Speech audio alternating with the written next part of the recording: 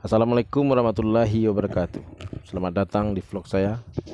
Mudah-mudahan kawan-kawan semua berada dalam keadaan sehat, dilancarkan segala urusannya.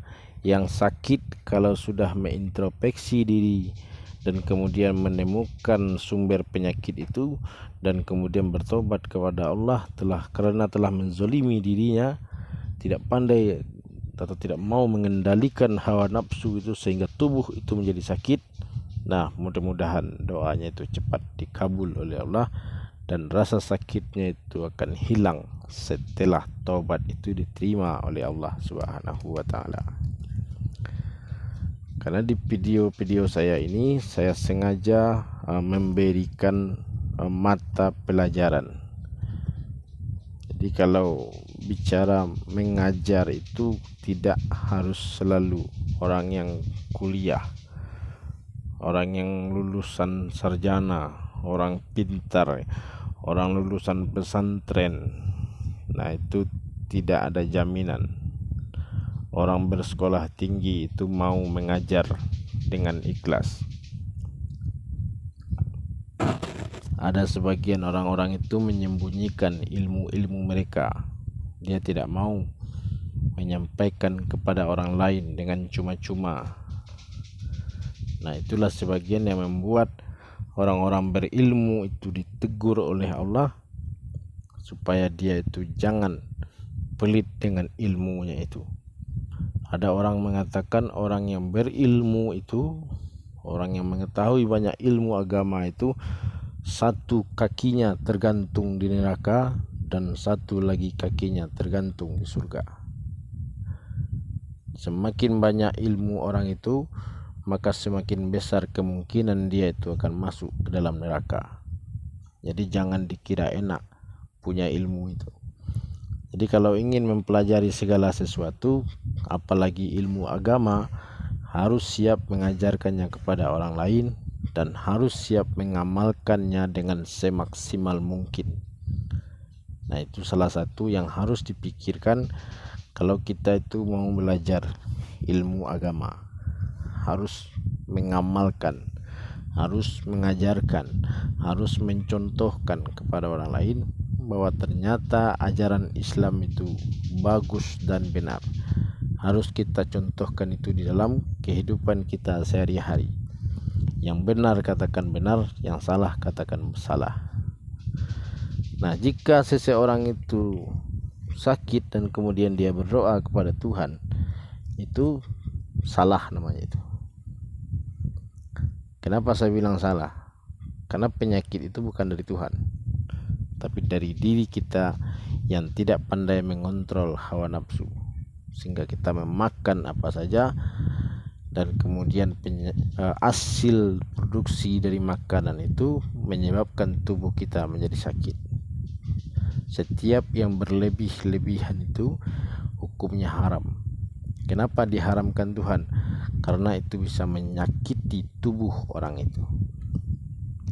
Orang yang berumur di atas 45 tahun dilarang banyak-banyak memakan daging, memakan yang asin-asin, memakan santan yang berkuah-kuah, yang berbau sayur mayur. Nah, itu akan meningkatkan asam urat untuk orang yang berumur di atas 45 tahun ke atas. Nah, kalau kita itu tidak pandai meneliti makanan yang mau kita makan, berarti kita itu jatuh kepada orang yang menzolimi diri kita sendiri. Nah, kalau kita itu sudah menzolimi diri kita sendiri, maka kita harus cepat bertobat kepada Allah.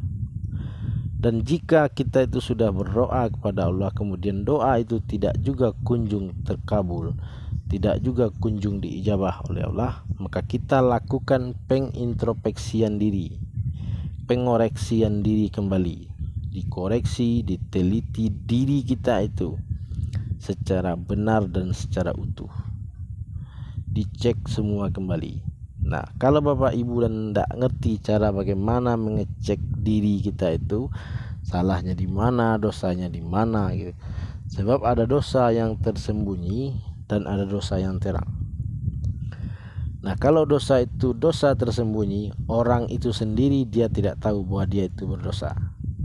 Nah, di video-video saya ini saya akan mencoba menjelaskan tentang dosa yang tersembunyi itu. Ini yang pertama. Setiap orang yang sholat, dia harus mengerti bahasa sholat. Ayatnya dia sudah mengerti semua, dan kemudian dia harus mengerti arti dari sholat itu. Kalau dia tidak mengerti arti sholat itu, maka dia itu dianggap anak kecil oleh Tuhan. Nah, anak kecil yang berdoa kepada Tuhan itu dianggap Tuhan, dia itu tidak membutuhkan, tidak sesuai gitu dengan doanya.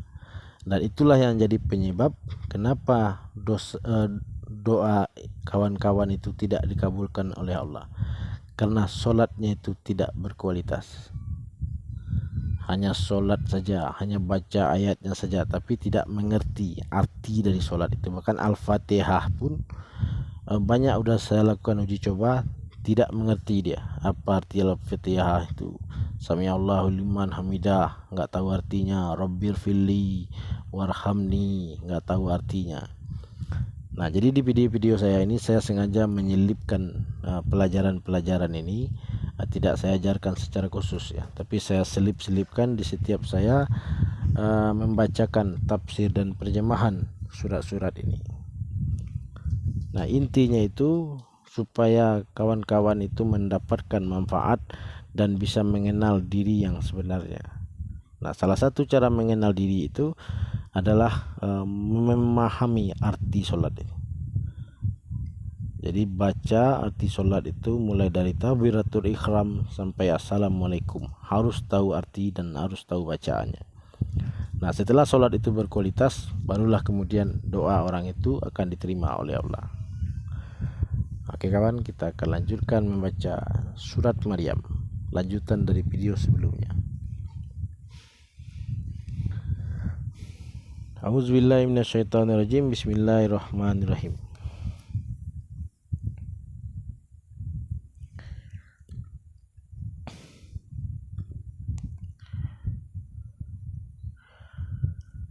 Alam taro anna arsalna syayatina alal kafirin.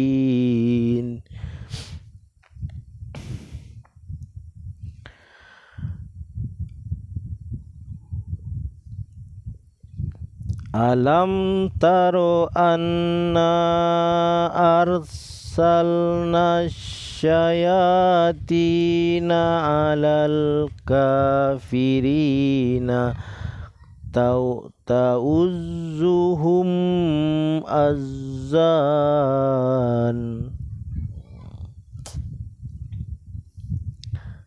Tidakkah engkau melihat bahwa sesungguhnya kami telah mengutus setan-setan itu kepada orang-orang kafir untuk mendorong mereka berbuat maksiat dengan sungguh-sungguh. Nah, inilah yang saya maksudkan tadi.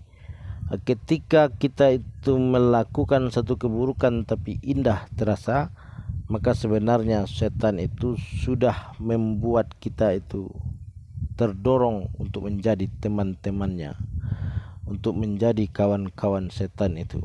Kenapa? Karena kita tidak pandai mengontrol atau menjaga diri kita supaya tidak memakan sesuatu secara berlebihan, sehingga tubuh kita itu menjadi sakit dan kemudian membuat kita berdosa, dan dosa kita itu tidak kunjung diampuni oleh Tuhan. Kenapa? Karena kita terlalu sibuk mengurus makan dan minum serta tempat kita tidur setiap harinya itu, sehingga kita sholat itu tidak mengerti lagi artinya. Sholat kita itu sama seperti sholatnya anak kecil, ruku, sujud, baca ayatnya, habis assalamualaikum, kabur. Nah, kalau untuk orang dewasa harus mengerti bacaan sholat itu. Mulai dari sekarang cobalah belajar memahami isi dari sholat itu, supaya sholatnya itu diterima, supaya sholatnya itu berkualitas, supaya sholatnya itu sah. Kalau Al-Quran ini ya begini-begini saja, ayatnya seperti itu, artinya seperti itu. Oke kawan, assalamualaikum warahmatullahi wabarakatuh.